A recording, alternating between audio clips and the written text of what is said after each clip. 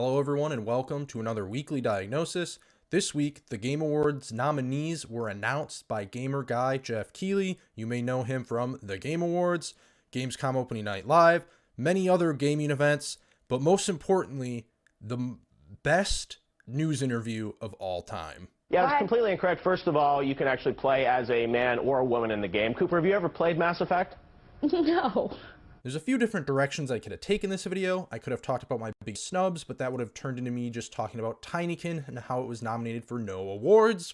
I could have done my predictions, but that's a future podcast episode.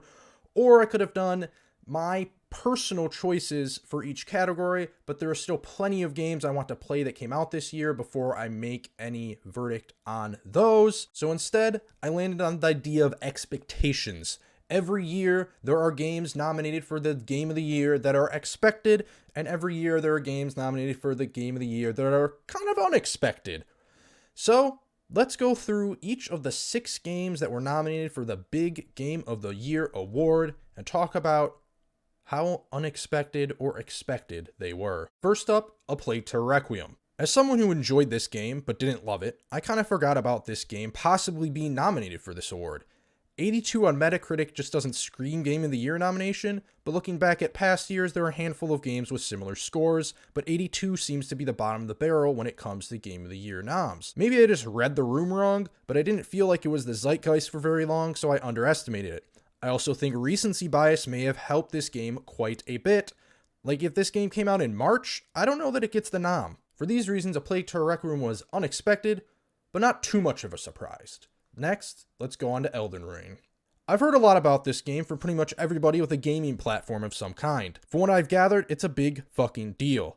Yeah, this one was not just expected, but guaranteed along with the next game, God of War Ragnarok. These two have been headed for a collision course ever since we knew the release date of Ragnarok, which actually really isn't that long. I also have both these games on my fantasy critic team, so yeah, I was 100% certain they were going to be the Game of the Year nominees before we even had a solid release date for God of War.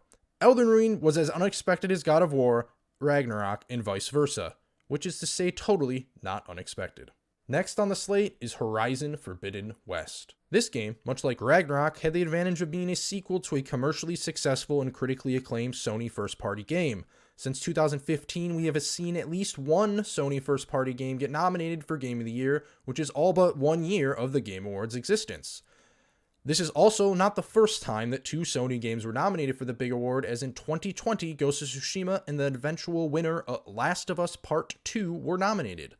The problem was that this game came out just 1 week before Elden Ring took over the zeitgeist. So, Horizon Forbidden West was expected, with a little bit of lingering doubt. Everybody's favorite cat game Stray is next, and this one honestly came out of left field for me. The game definitely made its mark across social media this year, which is probably a big help. I thought for sure if an indie game was going to make it into the Game of the Year conversation, it was going to be either Neon White or Cult of the Lamb. Those 2 games seem to have more staying power, but maybe that was just in my circles. Anyway, I love Stray, so I'm not mad at it, just a bit confused by it. It gets a very unexpected nod of approval.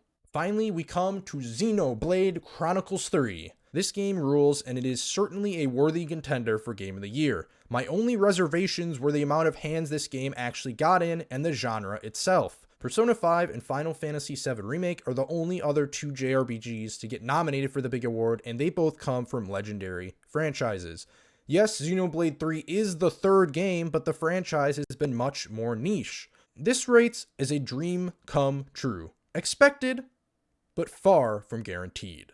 That's it for this week's diagnosis. Let me know what you think about the Game of the Year award nominees. Like, subscribe, and as always, thanks for watching. Right. Well, I think the fact is you talked about, another thing that you mentioned is that how it's, has full graphic nudity. That's completely incorrect. There's no full nudity in this game. There's the side of an alien boob.